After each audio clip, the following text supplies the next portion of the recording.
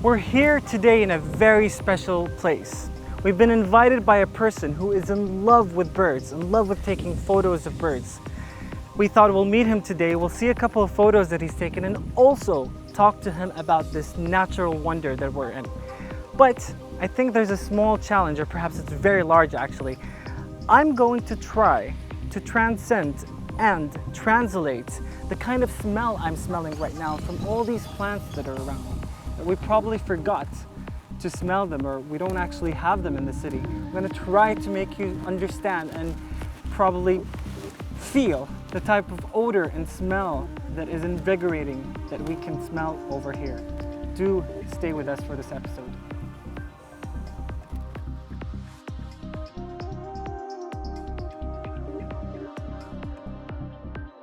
We arrived at Jahra Reserve, some 35 kilometers west of Kuwait City.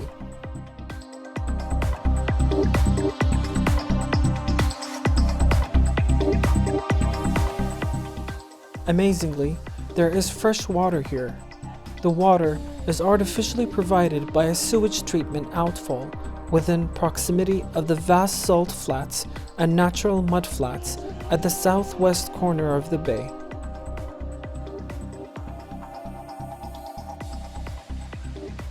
The ponds and reed beds created by the waters are oasis-like. Green reed beds and muddy shallows surrounded by sand flats and a hint of the desert hills in the distance.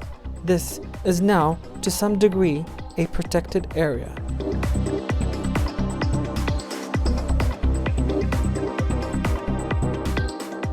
Within an hour, we spotted 22 bird species and made some interesting observations on autumn migration, start time, and breeding potential of this small wetland.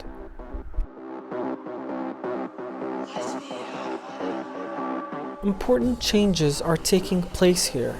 The area of the reserve will expand to cover approximately 20 square kilometers, while previously covered only 0.7 square kilometers.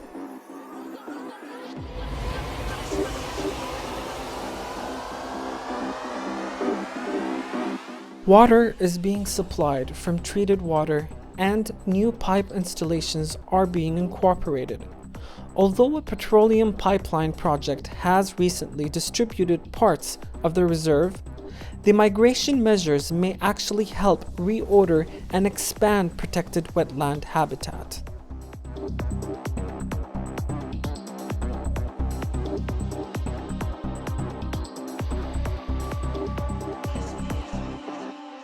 Mike, the first thing that I'm feeling right now is actually, I'm sure we're standing in a very nice backdrop, if you will, but the first thing that I'm feeling is the sense of smell that's coming from the grass, I'm gonna guess.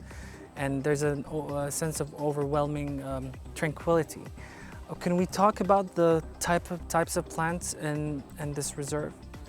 The predominant species here is as you can see, it's Phragmati reeds, very common in any sort of wetland reserve. It thrives on water, and as you can see, it's expanding at a rapid rate. But obviously all this greenery will give you that sense of freshness.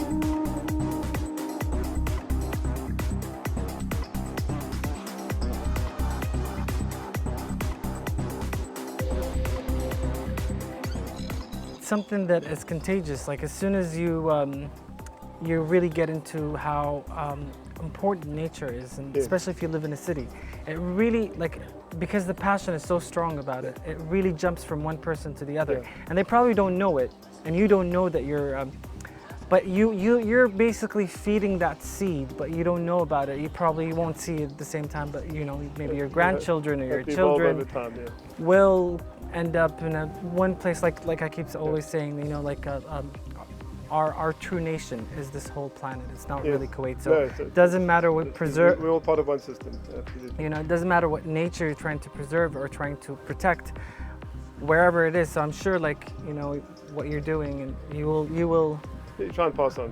pass on.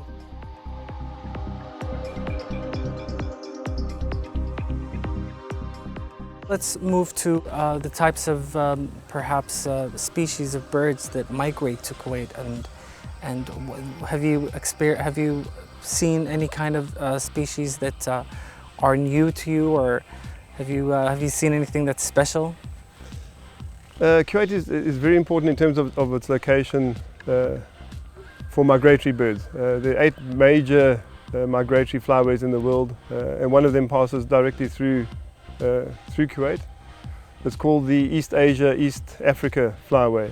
So birds will come from as far as Siberia, fly over Kuwait and head down through East Africa, and some as far south as South Africa.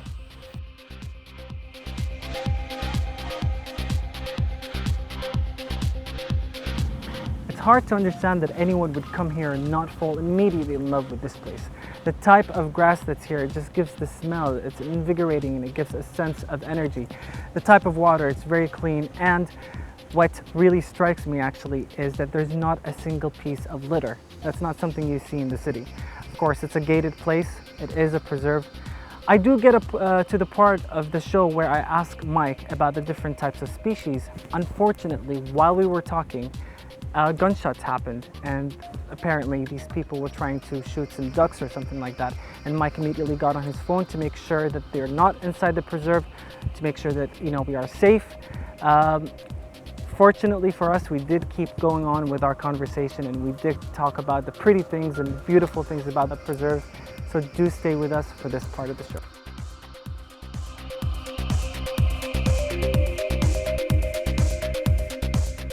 Yeah, unfortunately, that's the negative or the ugly side of what we're trying to achieve in terms of conservation. And it's not restricted wholly to Kuwait. It's something that happens across the Middle East and the Mediterranean during migration, where many hundreds of thousands of birds are killed and shot every year. And it happens too in Kuwait. Sadly, we're hearing some shots from inside the reserve today. That is not allowed.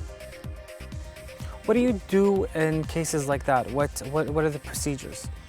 There aren't really any fixed procedures, but at least for this reserve, if you can report it to the guards at the gate, they will then contact the authorities who will come and see what they can do. Are they normally successful in catching these people, or they just disappear? A bit of both.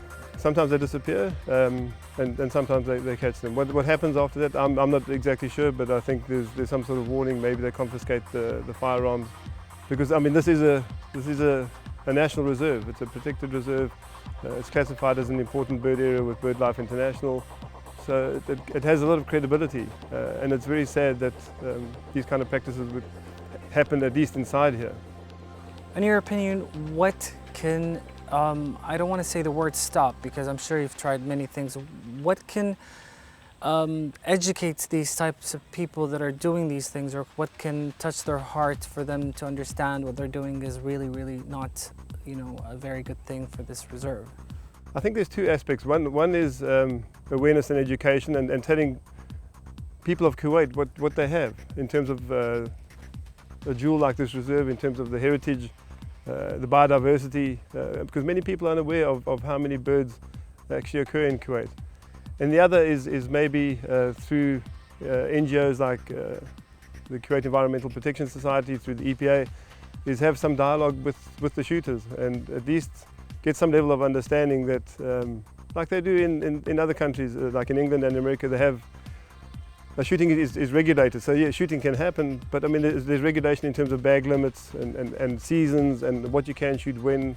So I mean it can happen, and in those countries a lot of that revenue gets put back into conservation and to protecting wild areas. So it's possible that it can happen, but it's going to take some time and willingness from both sides to at least reach some sort of compromise. But education and awareness and letting people know about the beauty of what is here and what can be enjoyed is probably the more important thing to do.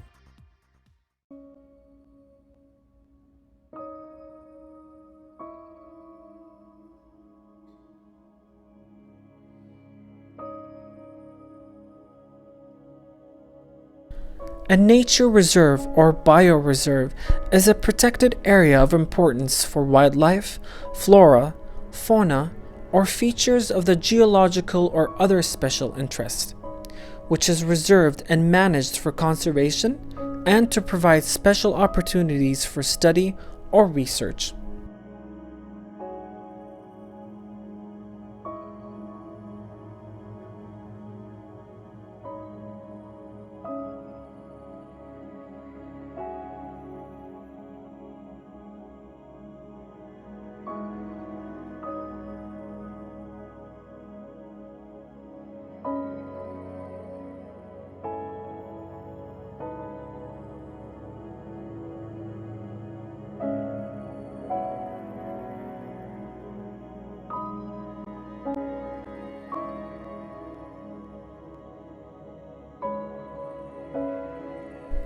Nature reserves may be designated by government institutions in some countries, or by private landowners such as charities and research institutions, regardless of nationality.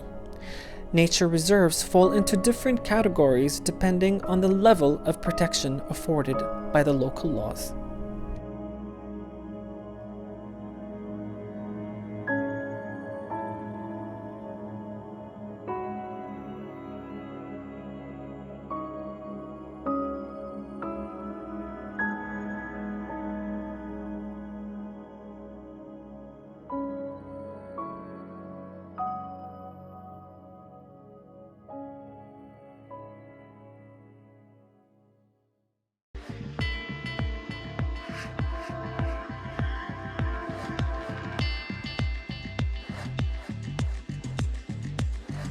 You said that this place is a jewel, and I was surprised myself to have something like that in a very much of a modernized city and country, if you will. And explain why you use that term, jewel. Well, I mean, Jahra Reserve is to me the premier sort of inland wetland reserve in Kuwait. I mean, there's a couple of other reserves that are typical desert reserves. But this is the one that has got so much water and so much reed habitat. It's got a very, very big bird list. It has, over the years, many new birds for Kuwait have been discovered here. Even in this season alone, birds for the first time have been breeding because the conditions have been favorable.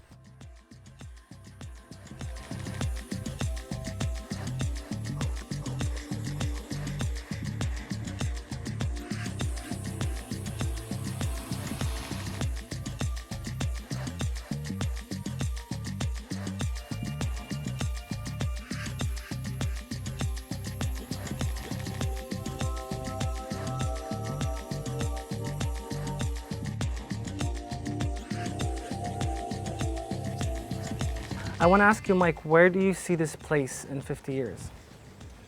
Or how do you see it? Well, I mean, in the time that I've been here, which is almost 8 years now, I mean, I've seen a huge change for the better. In terms of protection is better, the fencing is better, the important resource of water has become more stable.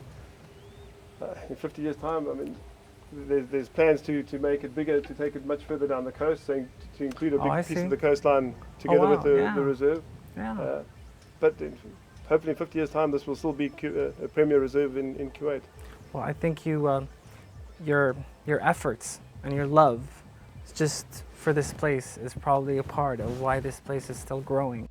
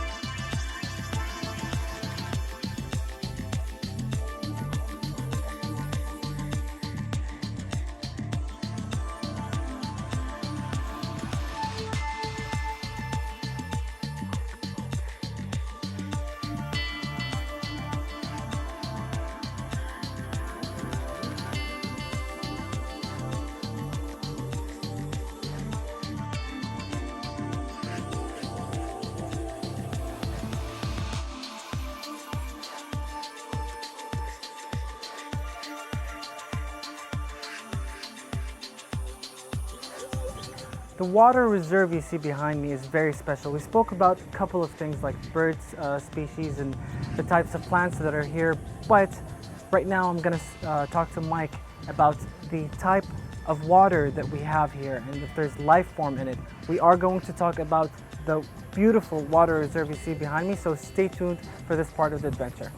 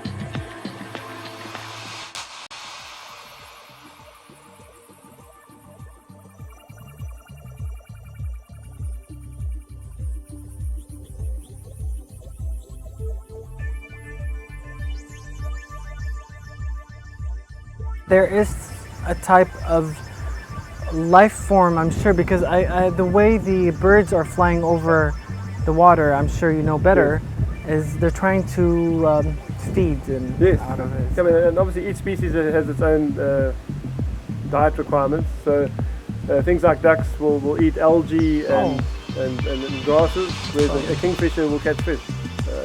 The kingfishers here that will catch fish. Is there the kingfisher? Is it the type of bird we see here in the reserve? Yes. For kingfishers, there's 3 species, and we've had all 3 recorded here. 2 are more common than the other, but you do find all 3 here.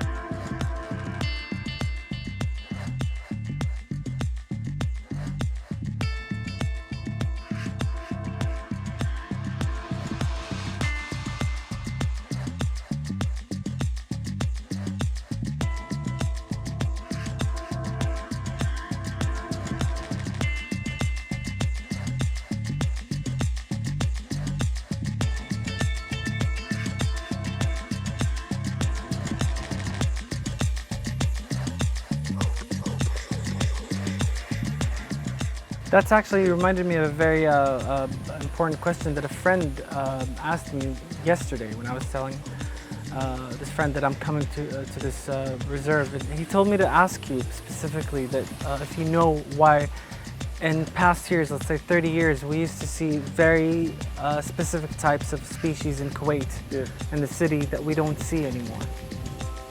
So is our negligence of taking care of nature is a part of why we're seeing less of these species in Kuwait that we used to see? That's probably one of the reasons, but I mean there may be others. Other reasons could be development. I mean, as you know, I mean, not just Kuwait, but I mean Kuwait, if you take Kuwait as an example, it's expanding. I mean, in the 8 years that I've been here, new suburbs have sprung up where there was just desert before. So habitat is becoming less available, and obviously birds will move where there's habitat. If that's gone, then they need to go elsewhere. True. So very logical. There's multiple factors that could affect why birds are no longer seen or come to a certain place. Provide the medium, and you will see, like you said, and protect them, and you'll see these species that you thought have disappeared. You'll see them come back, and then don't care about it so much. You'll see them disappear. Yeah. Simple as that. Exactly. Thank you very much, Mike. It's a pleasure.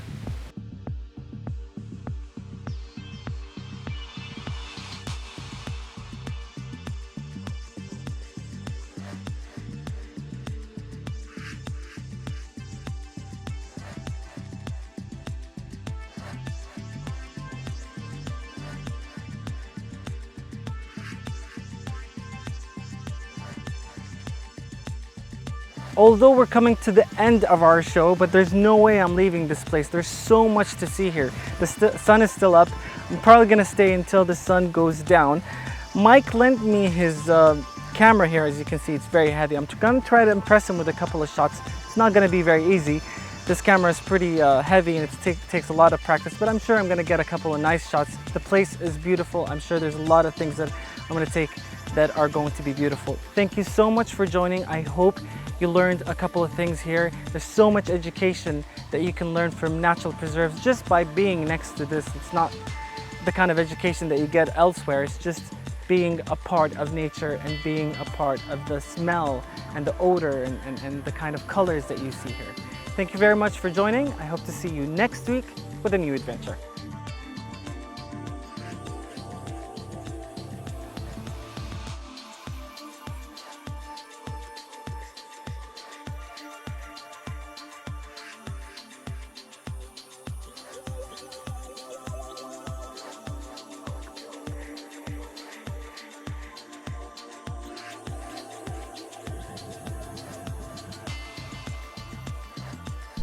Planet, the love of nature.